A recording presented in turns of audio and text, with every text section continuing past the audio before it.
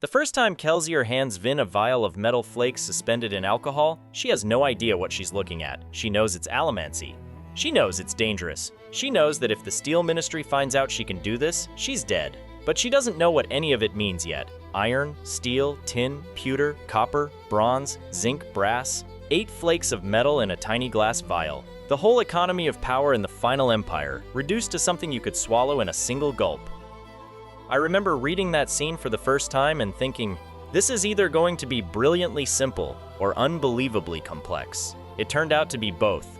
And that tension, simple on the surface, staggeringly deep underneath, is exactly what makes the Allomantic system one of the best magic systems in fiction. Here's the thing nobody tells you when they explain Allomancy. The metals aren't just a list of powers, they're a philosophy. The way they're organized, the way they pair and mirror and oppose each other, the way the rarest ones sit at the edge of the system and bend its rules entirely, all of it reflects something about the nature of the Cosmere that goes much deeper than any single trilogy. By the time we get to Lerasium and Adium, we're not talking about combat advantages anymore. We're talking about the physical bodies of gods. Today we're going to go through every Allomantic metal known in Era 1, all 15 of them. The 8 basics, the 2 enhancement metals, the 2 god metals, and the 3 temporal or legendary metals that sit in their own strange categories. We're going to explain what each one does, how it was used in the books, and why Sanderson designed it the way he did. And along the way, I want to show you that this isn't a list, it's a system. And systems, when Sanderson builds them, always mean something. Full Era 1 spoilers throughout. If you haven't finished Hero of Ages, this video will spoil significant plot revelations, including some that are central to how the magic system itself works. You've been warned. Let's start with the foundation, the 8 basic metals. The ones Kelsier teaches Vin in Book 1, the ones every Allomancer in the Final Empire knows about, the ones the Lord Ruler made sure were common knowledge while he buried everything else. These 8 are divided into 2 groups, the physical metals and the mental metals. And within each group, they come in pairs. One metal pulls, its partner pushes. One metal looks inward, its partner looks outward. Once you see the pattern, you can't unsee it.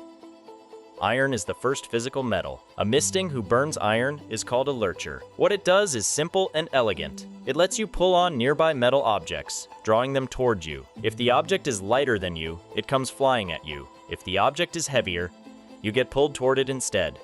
This is the key physics of all Allomantic metal manipulation. The anchor matters. Weight is everything. A lurcher who knows what they're doing isn't just yanking weapons out of enemies' hands. They're using the relative mass of objects to redirect themselves through space, to create trajectories, to turn a city full of iron railings and steel brackets into a 3-dimensional movement system. In the books, most lurchers we see are support fighters or scouts. They're less flashy than their counterpart. But don't underestimate the metal. An Allomancer who can pull metal through walls, redirect arrows mid-flight, and anchor themselves to enormous stationary objects in order to resist being pushed away is a serious threat. Steel is iron's pair, and it's the one that gets all the attention. Burn steel and you push on nearby metal objects. The same physics apply in reverse. Lighter objects fly away from you, heavier ones push you away from them. A misting who burns steel is called a coin shot, and coin shots are the defining image of Mistborn combat. The coin trick, launching handfuls of copper clips as projectiles by pushing them at lethal speed, is something we see from the very first action sequence in the Final Empire. But the deeper use of steel is flight. A coin shot who pushes downward off coins or dropped metal hits the ground and launches upward. Push sideways off a bracket in a wall and you arc through fog. Chain the pushes, keep metal in the air, and you can move through a city like you're falling in any direction you choose. Vin does this constantly. It looks like flying. It isn't quite, but the distinction stops mattering very quickly when you're 40 feet above Luthadel at midnight with ash in your hair and enemies below you. Tin is the first of the physical metals to turn inward. Burn tin and your senses amplify, all of them. Sight, hearing, smell, taste, touch. Everything sharpens to a degree that can be overwhelming at first. New Allomancers who flare tin without preparation describe the experience as being physically painful, because every stimulus hits at full force simultaneously. Vin learns to manage it, and once she does, tin becomes one of her most used metals. In a world of ash and mist and perpetual darkness, being able to see clearly at night, to hear a whispered conversation from across a courtyard, to smell the distinctive burn of copper before you can see the smoker using it, these are not minor advantages. They're the difference between walking into an ambush and knowing it's there. A misting who burns tin is called a tinné. Pewter is tin's pair, and where tin enhances the senses, pewter enhances the body. Burn pewter and your physical abilities escalate dramatically. Strength, speed, endurance, balance, the capacity to take damage and keep moving, all of it amplifies. A pewter arm, as pewter mistings are called, is something close to a human weapon. Ham is the crew's pewter arm, and watching Ham fight is watching someone who has essentially rewritten their physical limits. The metal burns faster than the others, which creates its own tactical consideration. You're running a timer every time you light it up, and if you let it run dry mid-fight, the crash is brutal. There's a specific technique called pewter dragging, burning just enough to stay functional and keep moving past the point where your body would otherwise have collapsed. Vin uses this in some of the most punishing sequences in the trilogy, pushing through injuries that should be fatal because the pewter won't let her stop. Those are the 4 physical metals. Now the mental metals. Same paired structure, same push-pull logic, but instead of acting on objects or bodies, these 4 act on minds. Zinc is the first mental metal. Burn zinc and you can riot the emotions of people around you. A misting who burns zinc is a rioter. Here's the crucial distinction that Sanderson hammers home repeatedly. Rioting doesn't let you read minds. It doesn't tell you what someone is feeling. It lets you reach into the general emotional state of a person or group and amplify specific feelings. You can't implant new emotions from nothing, but you can take fear that's already there and make it overwhelming. You can take loyalty and make it feel like devotion so absolute that no counter-argument reaches through it. Breeze is the crew's rioter, and Breeze is one of the best illustrations of what this metal actually looks like in practice. He's charming, socially precise, and absolutely ruthless about using his ability in almost every conversation he has. He doesn't think of it as manipulation. He thinks of it as being better at people than people are at themselves. Brass is Zinc's pair. Where Zinc riots and amplifies, Brass soothes and dampens. A Souther can reach into the emotional field of someone nearby and quiet specific feelings, reduce them, make them smaller and more manageable, or make them disappear entirely. The tactical applications are enormous. An angry crowd with a Souther working it stops being an angry crowd. A guard who should be suspicious becomes relaxed. An opponent in a negotiation who should be furious about your terms finds their fury has somehow cooled to mild annoyance. Southers and rioters working in tandem are a psychological team capable of shaping room-scale emotional weather. The books spend a lot of time on the ethics of this, and rightly so. Breeze soothes people constantly. His allies know it. There's an ongoing tension in Kelsier's crew about whether this is acceptable, whether consent matters when the goal is good, whether you're ever really interacting with a person genuinely when one of you is adjusting the emotional field the whole time. Sanderson doesn't resolve that tension. He leaves it open because it should be open. Copper is a mental metal, and its function is defensive rather than aggressive. Burn copper, and you create what's called a copper cloud, a field that hides all allomantic pulses within it from detection. Anyone burning metals inside a copper cloud is invisible to a seeker. This is the hiding metal, the smoke screen, the thing that lets a crew of allomancers operate in a city that is actively hunting for allomancers. Clubs is the crew's smoker, and his ability to cloak the entire operation is what makes the whole plan possible. The copper cloud is also what makes Vin's earring so significant, and if you watched our previous video you already know why. The fact that Vin can pierce a copper cloud, something that should be impossible for any normal Mistborn, is the first signal that something unusual is happening with her bronze. A misting who burns copper is called a smoker. Bronze is copper's pair, and where copper hides, bronze reveals. Burn bronze and you become a seeker. You can sense whenever anyone nearby is burning metals. An experienced seeker can identify which metals are being burned, pinpoint direction and distance, and track allomancers through walls and across significant distances. Marsh is a seeker before he becomes an inquisitor, and the Steel Ministry prizes seekers above almost any other misting type, precisely because finding hidden allomancers is the core of their law enforcement mission. The tension between smokers and seekers is built into the architecture of the magic system. They're designed to counter each other. The copper cloud is the shield. Bronze is the weapon that tries to break through it. And in Vin's case, her hemallurgically enhanced bronze means she can break through it when no one else can. That's the 8 basics. 4 physical, 4 mental. 2 groups of 4 that each break into 2 pairs. The whole system up to this point is clean and elegant, and if you were building a fantasy magic system by committee, you might stop here and call it done. But Sanderson didn't stop here, he kept going. And the metals that come next are where the system starts to reveal its real ambitions. The enhancement metals are aluminum and duralumin. These two are suppressed knowledge in the Final Empire, and the reason for that tells you something important about how the Lord Ruler thought about power. Aluminum is the stranger of the two. Burn aluminum and you instantly wipe out your own reserves of every metal you're currently burning. All of them gone in a single flash. You don't gain any power from aluminum itself, you just empty yourself. This sounds useless. It is not useless. An Allomancer with a pocket of aluminum and the presence of mind to use it at the right moment can neutralize an opponent's advantage in an instant, force a reset, buy time. More importantly, aluminum cannot be pushed or pulled by steel or iron. Metal that pierces the skin can't be moved, but aluminum beyond that? Untouchable. An aluminum shield, aluminum armor is effectively invisible to a coin shot. The suppression of this metal by the Lord Ruler was strategic. He didn't want anyone building armor or weapons out of it, and he didn't want Mistborn figuring out that a single gulp of aluminum could strip their reserves in a bad fight. The Lord Ruler controlled information about metals the way he controlled everything, by restricting access to what threatened him. Duralumin is aluminum's pair, and it does the opposite thing in the most explosive way possible. Burn duralumin while burning any other metal, and you burn through your entire reserve of that metal instantaneously, releasing all of its power in a single devastating flare. A coin shot who burns duralumin while pushing launches themselves with force sufficient to cross enormous distances in a single burst. Vin uses duralumin-enhanced bronze to sense Allomancers at ranges that should be physically impossible. Vin uses a duralumin-fueled steel push to put her earring through Marsh's skull in one of the most precise and violent moments in the first book.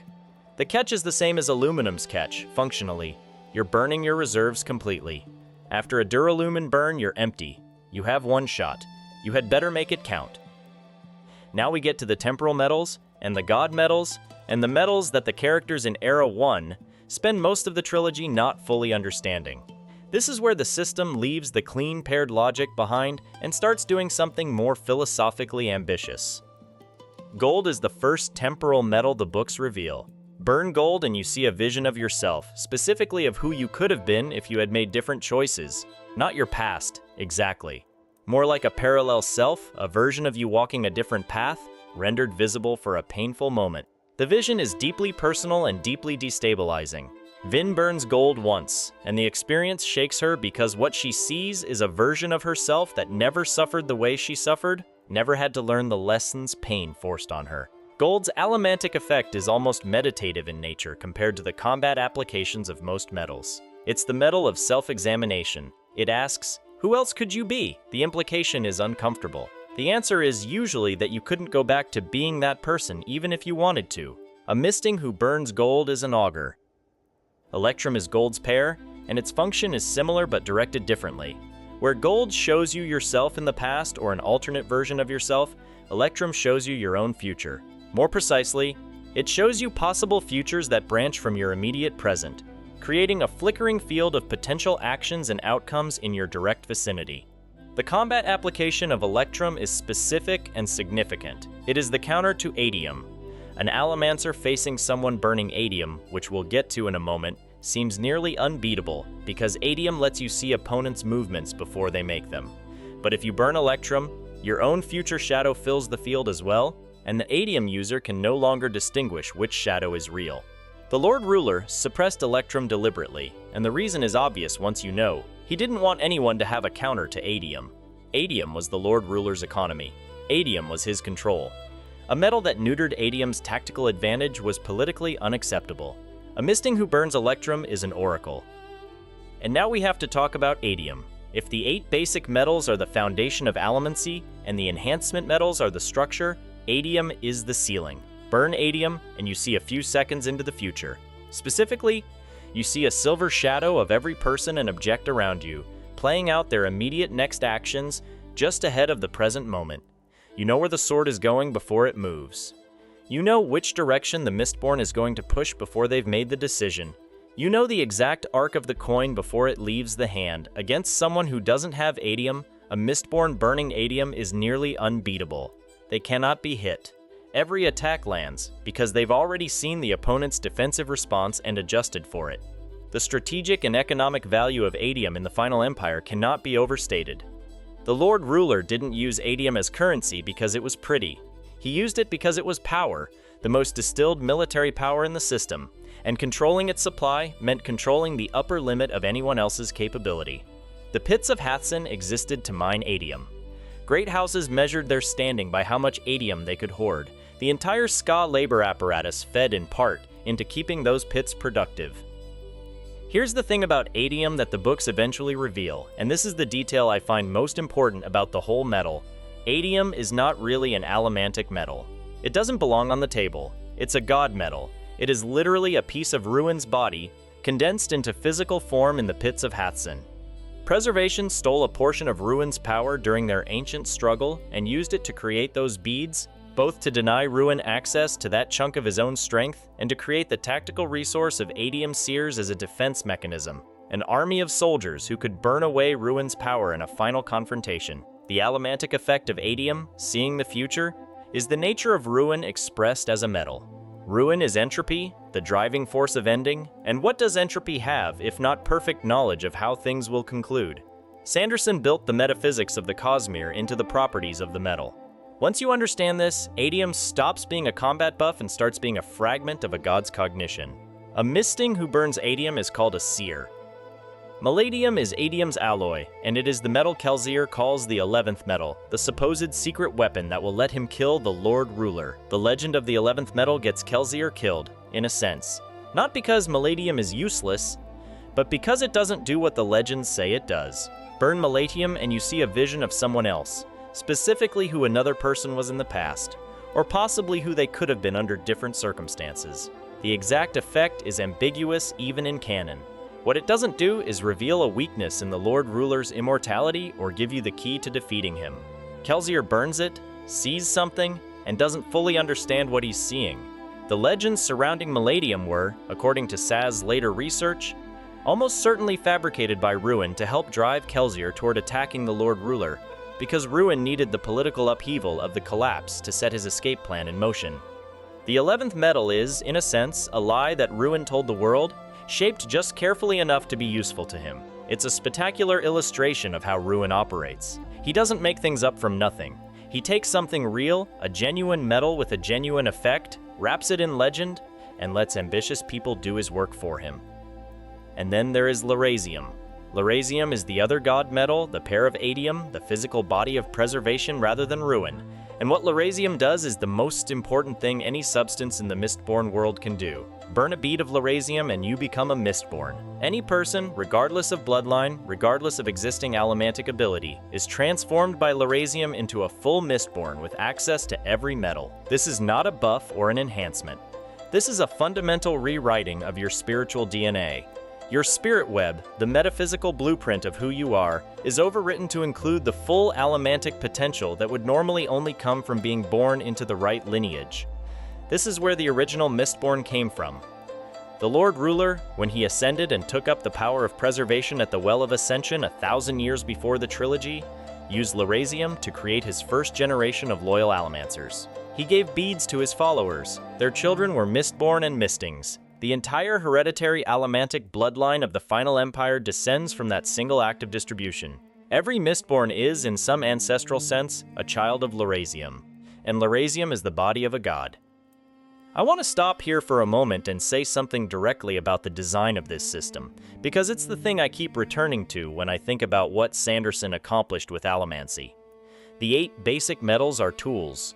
They're the vocabulary of the system. But Adium and Lerasium are not tools. They are the thesis. They are what the system is actually saying. Preservation's body turns you into a Mistborn. Ruin's body shows you the future. The entire function of Allomancy, the thing that lets you push and pull and sense and amplify and hide, is powered by Preservation's investiture.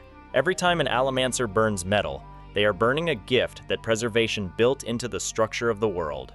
And at the top of that structure sit two god metals that embody the fundamental conflict of the entire cosmological framework: creation and entropy, holding and ending, a metal that rewrites life to expand it, a metal that shows you how things will end. The first time I put all of this together, I had to sit with it for a while. Not because it was complicated, because it was too clean. Sanderson built a magic system and then built the theology of an entire universe inside it.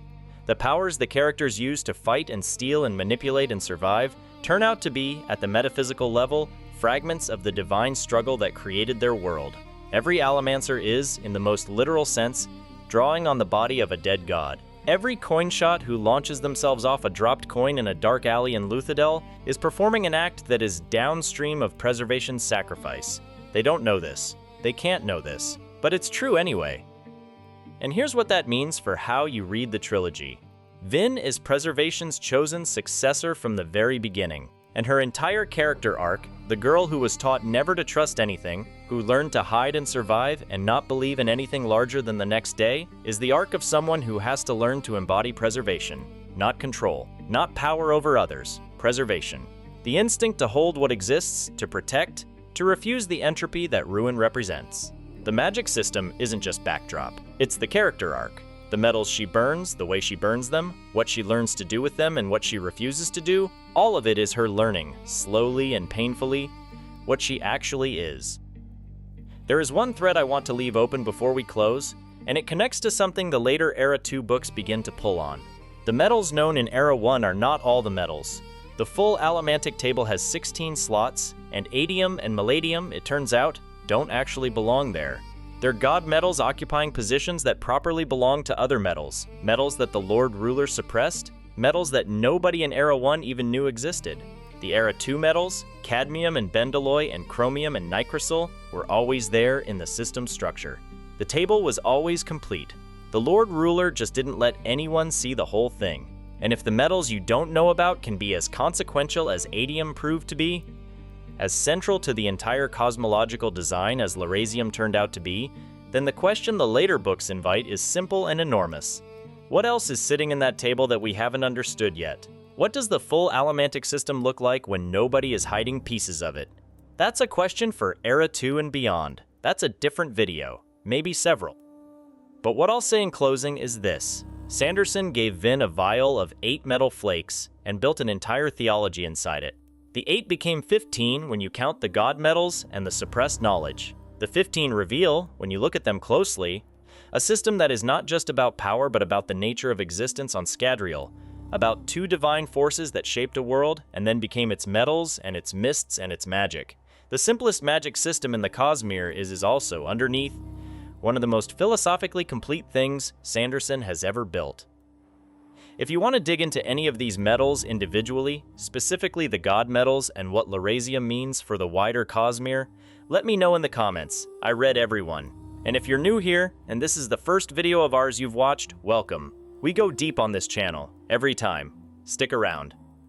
This is the Cosmere Archive.